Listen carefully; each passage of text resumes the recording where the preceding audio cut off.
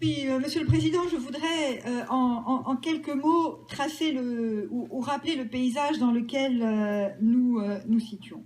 Parce que les enjeux d'accès aux soins visuels sont aujourd'hui bien identifiés et souvent évoqués par nos concitoyens qui sont confrontés dans certaines régions à des délais d'attente déraisonnables et dans d'autres régions à des tarifs très élevés qui aboutissent à des difficultés. Le gouvernement a d'ores et déjà pris un certain nombre de mesures. Le nombre de postes d'internes en ophtalmologie a été augmenté ces dernières années. Il y avait 106 postes ouverts en ophtalmologie en 2010, il y en a 159 en 2015, soit 50% d'augmentation. À court terme, il fallait revoir l'organisation de la filière avec le rôle des différents acteurs, les ophtalmologistes, les orthoptistes et les opticiens. J'ai lancé dès 2012 des expérimentations en Pays de la Loire où un patient, dans un délai de quelques petites semaines, peut avoir un renouvellement de sa prescription de verres correcteurs après réalisation d'un bilan visuel par un orthoptiste et un diagnostic différé et à distance par l'ophtalmologue. En début d'année, j'ai autorisé le financement de ce dispositif pour tous les professionnels qui souhaitaient mettre en œuvre cette organisation. Il y a donc une généralisation de ce dispositif. Mais nous devons aller plus loin.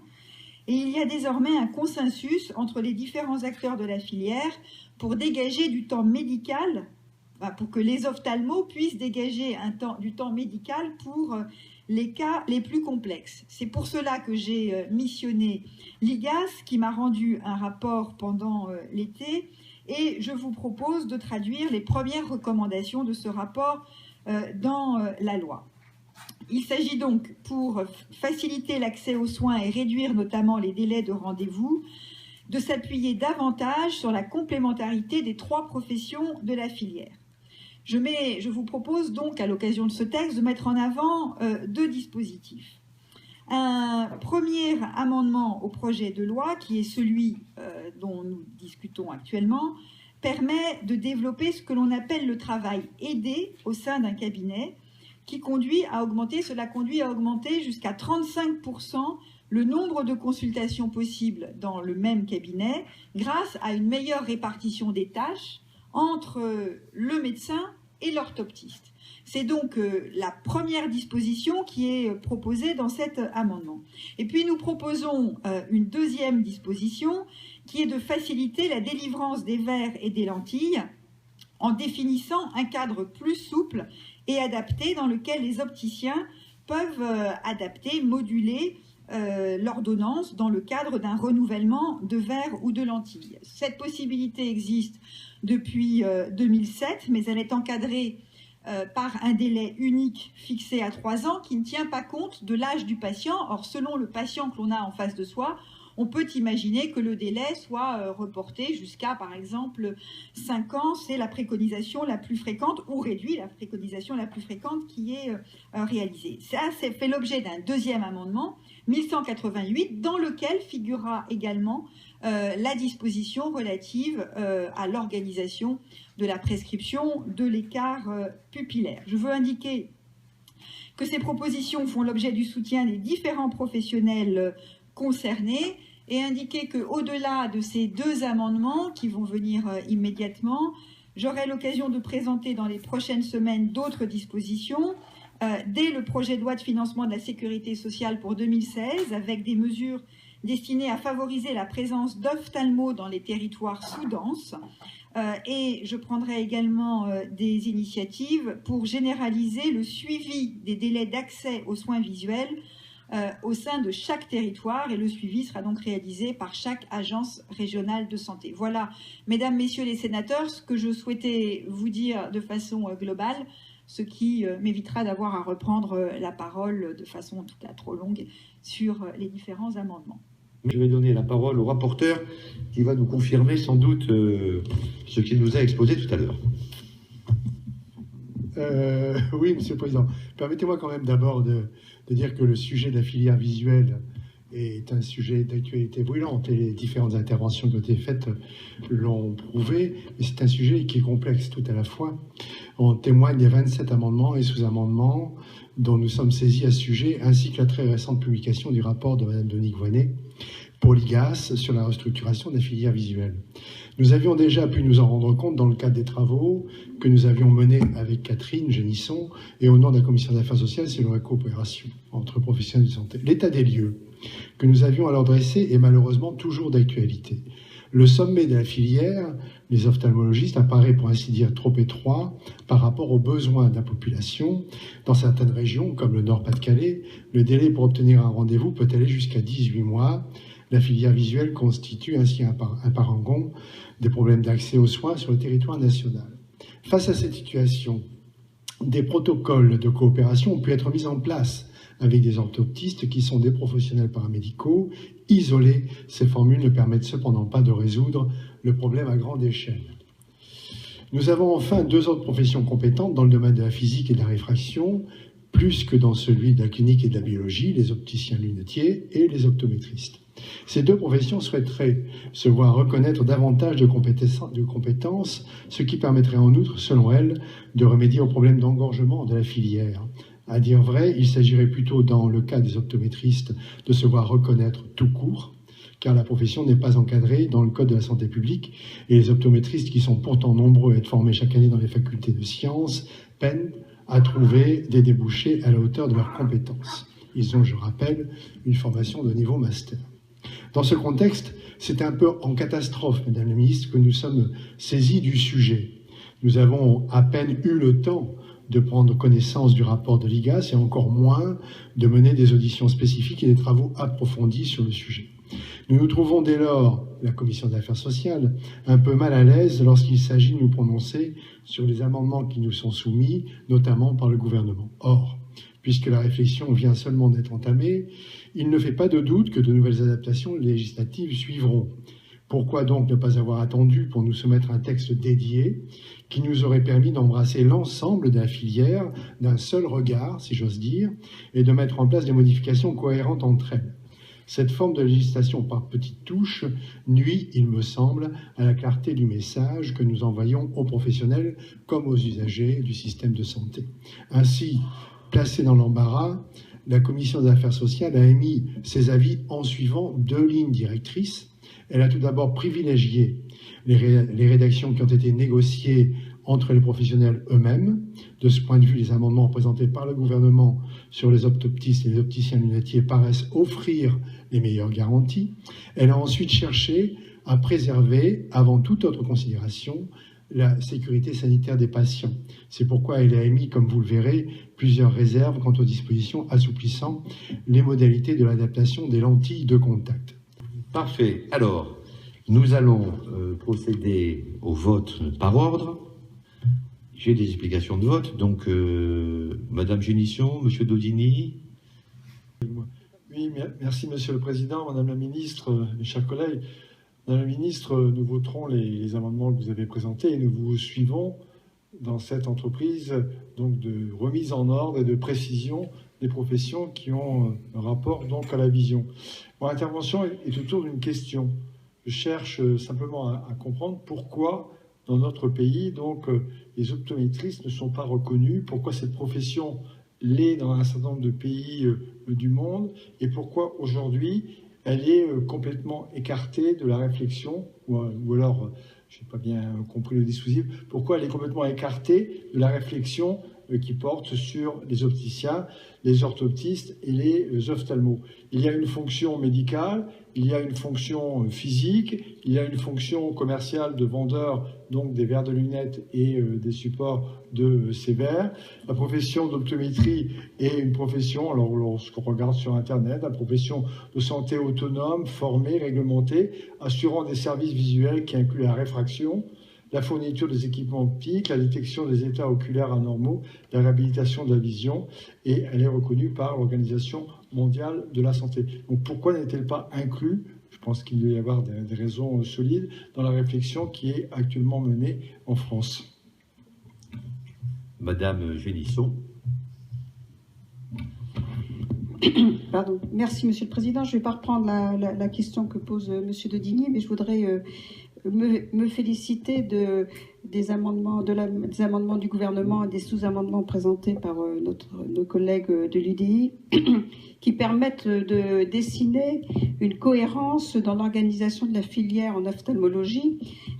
Vous avez cité, Madame la Ministre, tout à l'heure, les difficultés particulièrement dans la région Nord-Pas-de-Calais d'accessibilité à un ophtalmologue, et c'est vraiment une réalité. Et là, nous voyons une cohérence globale entre le médecin, entre l'orthoptiste et avec l'opticien. Donc, contrairement peut-être à l'avis de notre président rapporteur, moi je vois un signe favorable qui est donné à la volonté de traduire dans le concret sur un sujet ô combien prégnant le sujet des coopérations interprofessionnelles. Et bien évidemment, nous voterons ces amendements. Et néanmoins, je fais mienne aussi le questionnement de mon collègue Monsieur Daudigny sur la question de l'optométrie, pour laquelle je ne comprends pas très bien là où elle se situe. Est-ce qu'il y a des orthoptistes optométristes? Est-ce qu'il y a des opticiens optométristes? Enfin, comment se situe l'optométrie dans notre pays? Est-ce une vraie question? Est-ce une fausse question? Je pense que le sujet a été évoqué d'ailleurs dans le rapport de l'IGAS. La problématique a été posée, mais il n'y a pas eu spécialement de solution proposée à la problématique. Madame la rapporteure. Alors, je viendrai appuyer les deux dernières demandes de mes collègues sur l'optométrie parce que effectivement, c'est un amendement d'ailleurs qui sera tout à l'heure défendu par mon collègue Olivier Cadic. J'ai eu l'occasion de rencontrer des optométristes et je trouve que c'est les grands perdants finalement de cette proposition. Ils ne sont pas reconnus alors qu'il y a quelques années, on leur demandait pour que leur diplôme soit harmonisé sur le plan européen d'aller jusqu'à un master. Et aujourd'hui, ils ne peuvent pas exercer dans des conditions optimales en France alors qu'ils le font partout ailleurs de façon normale, dans tous les pays européens, sans parler des États-Unis. Et donc, je trouve là qu'il y a un manquement. Merci. Y a-t-il d'autres explications de vote? Madame la Ministre. Je vais répondre à la question ou à l'interpellation qui est faite sur les optométristes.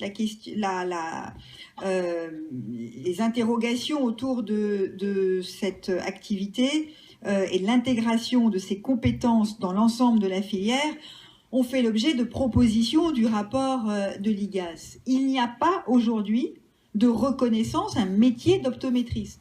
Il n'y en a pas. Donc la proposition du rapport qui est reprise à son compte par le gouvernement, c'est de ne pas créer un métier supplémentaire identifié en tant que métier qui doit s'inscrire dans une organisation d'ensemble. En revanche, il y a des compétences qui existent. Il s'agit très exactement, comme l'a dit Madame Génisson, d'avoir des opticiens optométristes ou des ophtalmo-optométristes, et il s'agira par ailleurs de favoriser l'intégration des individus, des personnes qui aujourd'hui sont optométristes, de faire en sorte qu'ils puissent intégrer, par exemple, le rang des opticiens et voir comment on peut procéder à leur évolution sur un plan personnel pour que sur le plan individuel, il n'y ait pas de perdants. Mais j'attire l'attention sur le fait qu'aujourd'hui, ils ne sont pas reconnus comme professionnels. Il n'y a pas une profession d'optométriste, contrairement à ce qu'il y a dans d'autres pays. Donc, ils ne sont pas perdants par rapport à ce qui existe aujourd'hui. Simplement, ils ne sont pas reconnus. Il n'y a pas l'avènement d'une nouvelle profession dans notre pays. Mais j'insiste sur le fait qu'ils ne sont pas reconnus aujourd'hui, parce qu'à entendre certaines interventions, on pourrait avoir le sentiment d'une dégradation de cette profession. Cette profession n'est pas reconnue parmi les professions de santé, et donc le choix qui est fait, c'est d'en rester là.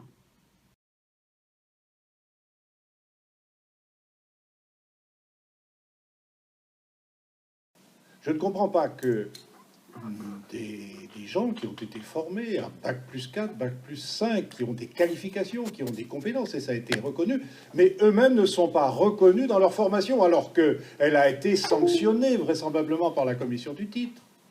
Et que par conséquent, ils ont un métier, même s'ils ne figurent pas dans la nomenclature nationale. Et on se prive de cette ressource-là. Imaginons un seul instant, on peut rêver.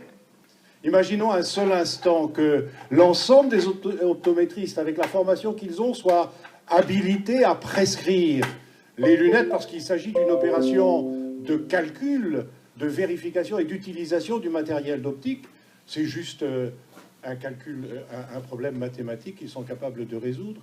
Et immédiatement, on aurait un soulagement, on aurait des délais d'attente qui se réduiraient. On pourrait, et les ophtalmos pourraient, dans des temps très courts et adaptés, s'occuper des pathologies oculaires qui sont importantes et qui mériteraient d'être prises à temps, sauf à se dégrader. Et puis les intégrer dans le corps avec le statut des opticiens, c'est une véritable dégradation. Les uns ont bac plus 4 ou bac plus 5, les autres au bac plus 2. Ce serait contraire au bon sens et à la justice qui doit présider à l'élaboration des statuts dans les différentes catégories professionnelles. Bon, ceci étant, compte tenu des engagements qui ont été pris, des efforts qui sont faits, je retire mon amendement. Et, alors, nous en sommes au 1173 rectifié bis, Monsieur Cadic.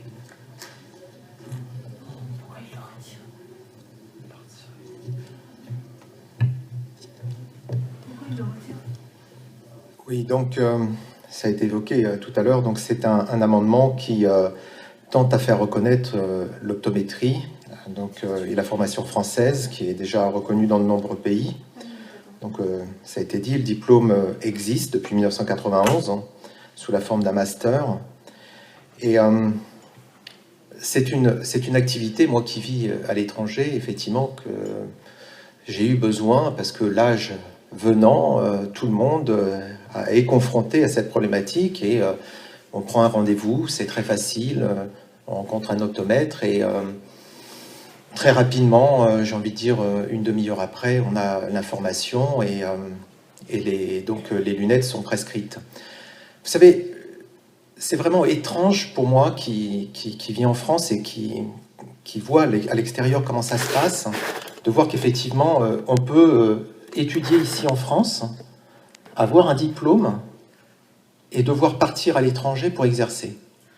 C'est des appels que j'ai eus de Suisse, d'Angleterre, de Français qui me disent voilà, donc j'exerce cette profession et j'aimerais bien pouvoir la faire ici. Et vous savez, c'est assez étonnant parce que la semaine dernière, j'étais à Cluj, voir ces jeunes Français qui vont suivre leurs études de médecine en Roumanie pour devenir médecin parce qu'il n'y a pas assez de places qui sont offertes dans nos universités. Et eux, à contrario, on va les sponsoriser pour qu'ils fassent leurs études là-bas pour pouvoir venir exercer plus tard en France. Alors voilà, je pense que cet amendement, c'est pour essayer de rétablir une réalité qui est que l'optométrie existe, elle est sanctionnée et qu'il faut que les gens puissent exercer ici. Merci. Le 1160 rectifié bis, Monsieur Roche. Oui, c'est un amendement qui a été posé par notre collègue Philippe Bonnecarrère et que j'avais co-signé. Et ce que je voudrais dire, c'est que dans ce long débat qu'on a, c'est vrai que Madame la Ministre, avec ces deux amendements gouvernementaux, nous a fait voir un projet gouvernemental qui met de l'ordre et on peut que s'en féliciter. Et il y a beaucoup d'amendements qui sont tombés de ce fait en faisant confiance et en disant c'est vrai que les choses se mettent dans l'ordre. Mais il y a un petit grain de sable qui a été soulevé par Yves Daudigny, par Madame Génisson, par d'autres, c'est qu'il y a le problème quand même de l'optométrie. C'est des jeunes à qui on fait faire des études et la réponse de la ministre est dit mais ce métier n'existe pas, on n'a pas voulu le créer. Peut-être, mais alors ces jeunes qui ont fait ces études, maintenant ils sont obligés d'aller chercher la profession ailleurs. Et j'ai pas bien compris l'adaptation qu'on pouvait faire en faisant des ophtalmos qui seraient en même temps spécialisés dans l'optométrie. D'ailleurs, ils le sont automatiquement par leurs études. Ou certains orthoptistes qui pouvaient être en même temps faire l'optométrie. Tout ça me paraît un peu flou.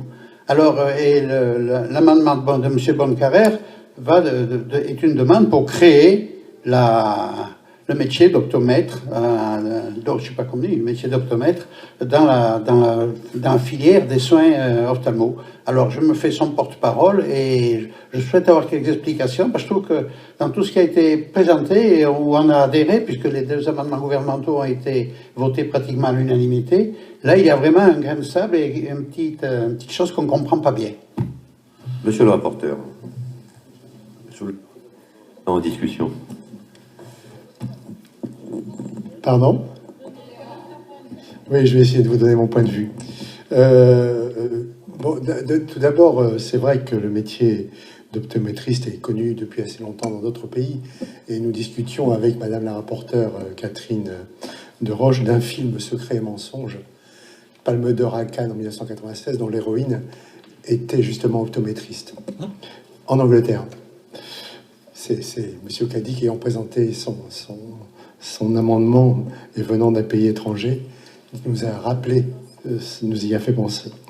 Dans la mesure, mesdames, messieurs, à part ça, où nous n'avons pas conduit d'audition sur ce sujet, il a paru difficile à la Commission d'affaires sociales de donner une appréciation sur les amendements, sur ces amendements. Il nous a semblé nécessaire, quant à nous, de prendre le temps de la réflexion et de mettre en place de nouvelles rédactions négociées avec les professionnels concernés et tenant compte de l'ensemble de la filière. Nous soulignons toutefois que les préconisations qui sont exprimées dans le rapport de l'IGAS sur la profession d'optométriste nous semblent assez faibles.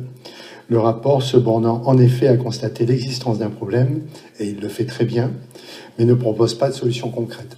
En attendant, c'est quand même un avis défavorable de la part de la Commission. Aux deux. Hein. Madame la ministre. Oui, je donne aussi un avis défavorable. Je ne vais pas revenir sur ce que j'ai indiqué. Le fait qu'il y ait des compétences ne signifie pas qu'il y a une profession reconnue par le Code de la santé publique. C'est-à-dire que là, nous parlons en termes de cadre juridique dans lequel des professions vont exercer. Les professions de santé sont définies dans le cadre du Code de la santé publique. Donc, est-ce qu'on reconnaît une profession supplémentaire dans le cadre de la filière visuelle dans le Code de la santé publique qui viendrait s'inscrire comment? Faire la même chose que les ophtalmos?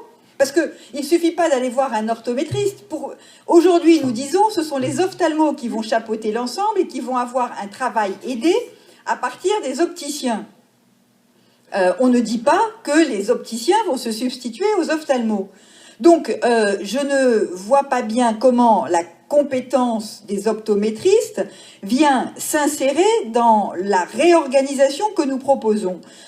Vous me dites, ça existe dans d'autres pays, certes, mais dans d'autres pays, nous n'avons pas nécessairement la même organisation avec les ophtalmos et les orthoptistes. S'il n'y avait pas d'orthoptistes en France, on serait amené à se dire, au fond, sur quelle profession pouvons-nous faire reposer la responsabilité d'appuyer les ophtalmos? Et on regarderait sans doute du côté des orthométristes.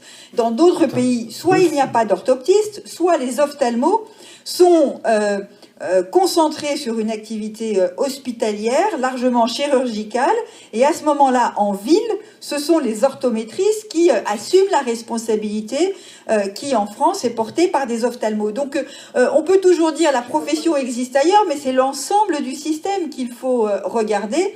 Honnêtement, je ne suis pas sûre que c'est en accumulant des professions les unes aux autres, sans très bien comprendre ce qui va venir les distinguer les unes des autres, que l'on simplifie les choses et que l'on améliore les relations des patients avec leurs professionnels de santé, professionnels qui sont, je veux le rappeler, libéraux. Nous ne parlons pas de statut, il n'y a pas de fonction publique, ce sont des métiers et par ailleurs, évidemment, si on définit les optométristes tout seuls, la question sera de savoir si on doit les introduire et coter leurs actes du côté de l'assurance maladie, comment ils viennent s'associer aux ophtalmos. Et donc, il y a là une cohérence qui ne trouve pas de prolongement à la reconnaissance, encore une fois, dans le Code de la santé publique. Il ne s'agit pas de nier des compétences. Encore une fois, il ne suffit pas de créer un master